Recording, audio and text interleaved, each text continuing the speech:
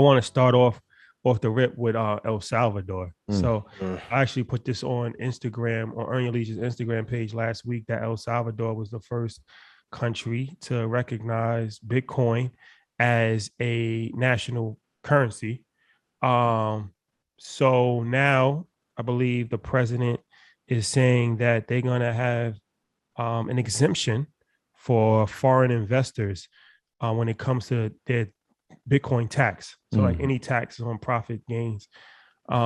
So is he just trying to just, you know what I'm saying, get some clout? Is this like just a clout chasing on a high level, or is it like something that's really gonna make people go to El Salvador as a new vibe? Yeah, when I read the article, the first thing I thought was like Cayman Islands. Like that's where everything in rap was like, yo, we go high money on the islands. Yeah, like that's where we hiding our money. And so I was like, well, this is gonna be the new Cayman Islands. But to me, it was like, yo, is this the new incentive program? Like, what can we do to have people invest in? If you're in Bitcoin, like if you're in cryptocurrency, like I get it. It kind of makes perfect sense, right? Like if there's somebody that's offering you no taxes on your gains, that's a pretty sweet incentive, especially if you were early on in investing in cryptocurrency, especially Bitcoin and Ethereum. No taxes. Whew. So how do you feel about this, Ian? Every country, company, or entity needs a competitive advantage, and El Salvador doesn't have a big enough one. This can move the needle. I mean, we've seen how well it's worked in Puerto Rico. The part that sucks, though, you may have a bunch of displacement from those that are low income, that are natives of there. So anybody that you know who's living in Puerto Rico, you've seen this groundswell of people moving because of the tax incentives there. So it's going to change the landscape a little bit. But if you look at the community of Bitcoin or crypto, they don't have a homeland. Right. So if your kids have ever played Fortnite, like you need a meetup spot. Bitcoin doesn't have that. Like a Coinbase conference isn't big enough for that at the moment. This is very innovative. I think there's a little bit of clout in there, but if they are able to execute this, they probably have 2 or 3 million people that will be willing to move there as a result of this initiative. You think that many people, 2 million people? Worldwide, I think that's a drop in the butt. Like as it's fanatical, listen, New York Knicks fans are irrational. Bitcoin holders are 10 times worse than it. Like Bitcoin holders are like MLM people and wrestling fans, like rolled in one with money. Like they're some of the most fanatical people that I've ever met. So absolutely. And then let's say if you've been invested since 2013, right, like I was, and then yours didn't get stolen like mine did, El Salvador sounds kind of sexy if you don't have to pay any taxes on it. So worldwide in about a 2 or 3 year period. Yeah. And then you have to look, if you live in LA, New York, Miami, London, Cape Town, you probably can get a mansion for it. Yeah. I wonder what the stipulation. Yeah. Like how long do you have to live there? Can you take the capital gains out while you're there and come back? Like what would be the stipulation? They'd have to release all that before anybody.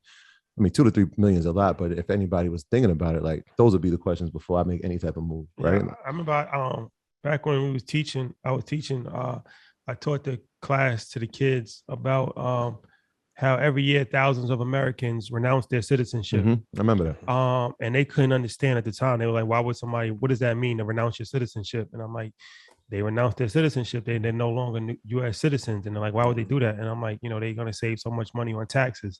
And they move to different countries. And it's just like, they kind of cool off of living in America. So it's more of a high level conversation. Obviously, you got to be in a whole different mindset and a whole different, tax bracket to even think about something like that. But it happens. Like I said, there's no more reason I moved to Houston. Yeah. And based on what you posted earlier, right, about the New York State, like Miami, here I come. Oh my God! I gotta talk to Miss Business about what was that? 62%? They said 61% for the highest tax in New York City. That's nonsense. And start packing tonight. Yeah, California 59%. I'm like, I gotta call Ian and John. Like, listen, man, how's Houston? How's Austin? This Texas thing might be situated. Yeah, but a lot of billionaires, a lot of people with a lot of money have renounced their citizenship, moved out of America. So, this might be something where the president is looking to capture a portion of that. And it'll be interesting to see how Bitcoin is taxed moving forward. And as it becomes more and more Bitcoin billionaires, And just from a privacy standpoint, from a taxation standpoint, will they leave countries like China, like America, like Russia, that's a little bit more strict, and and will they move to countries like El Salvador, or at least have a residency there?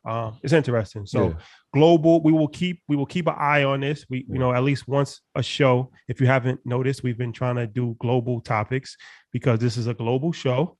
And there are people from all over the world that tune in to Market Mondays, from the UK, from Canada, from Africa, from Europe, South America. So we can't just talk about America. We have to talk about the global economy, and the global economy is relevant to America anyway. So everybody should be aware of what's going on all over the world. And if it's not El Salvador, I'm guaranteeing the thought will be sparked by another country, right? Like this is Absolutely. like, you know what I mean? Like, so that'll be interesting. Well, like you said, Switzerland for a long time was known for that. Cayman Islands. So it's interesting. Now this we're in the Bitcoin and cryptocurrency wave. age. So now it's not the Swiss bank account anymore. It's the El Salvador wallet. Coin that. What you doing, man? We're gonna call you in the morning. Oh my God. There you have it, ladies and gentlemen.